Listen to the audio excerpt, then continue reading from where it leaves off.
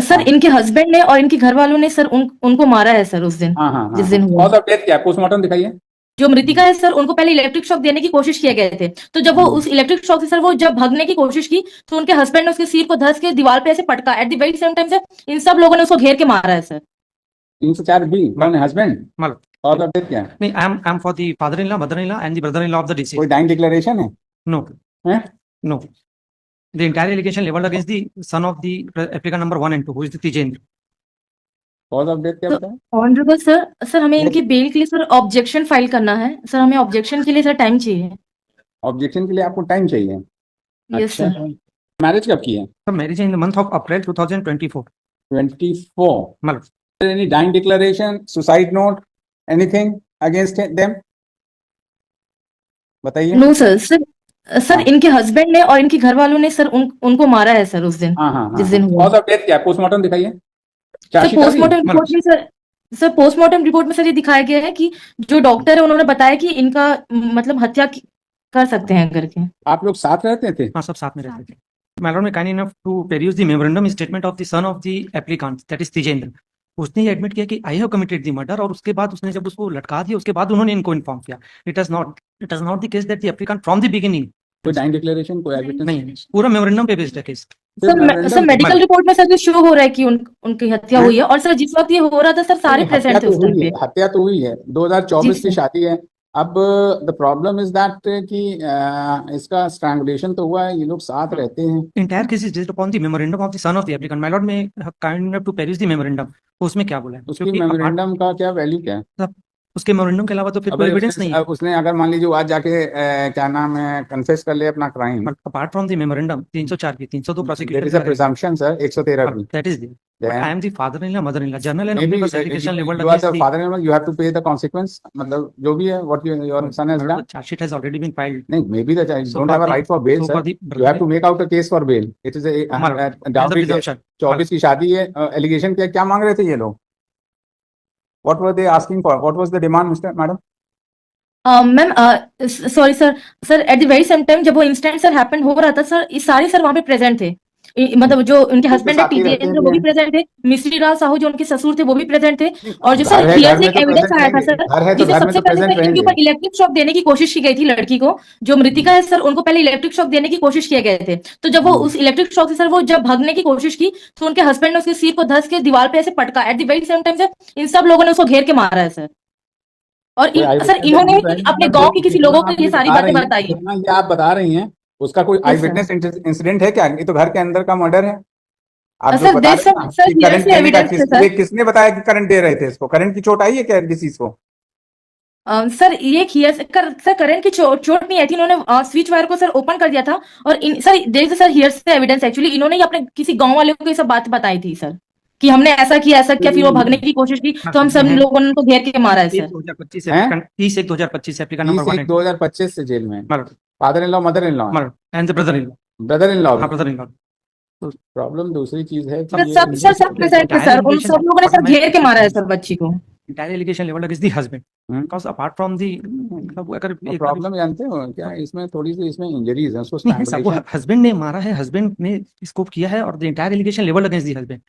We are not for अच्छा, आप बता दीजिए, अगर हस्बैंड ने मारा है, उसका मेमोरेंडम स्टेटमेंट है, उसकी एडमिसिबिलिटी क्या है? No no, there is no admissibility. Okay, अगर मेमोरेंडम लीडिंग ट्रायल में आपके खिलाफ भी नहीं पढ़ा जाए, प्रिजम्पशन है, हाँ। प्रिजम्पशन में you have to What is- know कि how what is- your daughter in law has what died. is my presumption is against all of you Madam.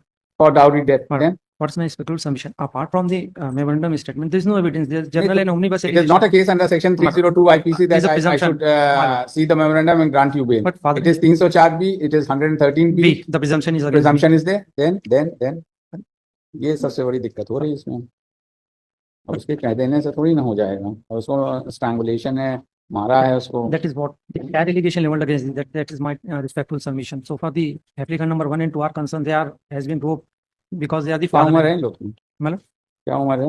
they are the 54 and 53. अरे कुछ नहीं, क्या करते हैं ये लोग? ये सब ये mister Lal ji is agriculturist and the applicant number 2 is the housewife. कब से जेल में आप हैं? सर ये हैं 30/1/25 से एप्लीकेंट नंबर 1 एंड 2, और 3 का है 11/4/25। मैडम अब ये बताइए, देखिए हस्बैंड है, he is responsible for the probably death of his wife. besides Okay. this. But so far as these, there is no eyewitness account to say that these persons actively participate. No doubt they were in the room, but there is only a general allegation. FIR नामजद होंगे आप लोग? हाँ। नामजद हैं ये लोग? They are named in the FIR. क्यों? Yes, sir. Yes, sir, in FIR. Sir only Tijendra Sahu and Nomeshwari Sahu sir उनका बयान लिया गया था सर पुलिस वालों के द्वारा sir but they all present at that moment sir इन सब लोगों ने सर मारा है और ये बात सर उन्होंने खुद ही अपने ही गांव के किसी मेंबर के सामने से बोला कि सबसे पहले हमने वो वायर को खोला था ताकि ये प्रूफ हो सके कि कोई आदमी क्राइम करेगा जाके बताएगा तो माना जा सकता है उसको? आप बताइए। नहीं अब सर उसका ये husband सर तो ये कहेगा- एविडेंस नहीं, आई अब what consider sir if we go by your argument, then the husband is Yes, saying sir. that I have killed my wife. Then, so should we believe that statement? We cannot believe it. So that is why Yes, sir, जाके yes, वो sir. Extra judicial confession किसके सामने? Extra judicial confession है क्या किसी के सामने?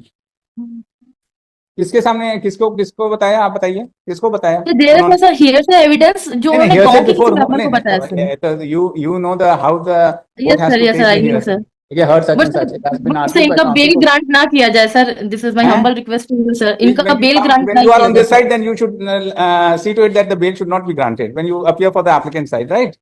Heard such and Yes, such. sir. It has been argued by counsel for the applicant that the applicant is the father-in-law, mother-in-law, and brother-in-law of the deceased, and the husband of the deceased is also in jail. The marriage of the applicant and son, who is the co-accused, नाम क्या है आपके लड़के का? तिजेंद्र Tijen, was solemnized with the deceased in the month of April 2024. It is further submitted that there is only the statement, a memorandum statement of the husband who is the co-accused that he has killed his wife. And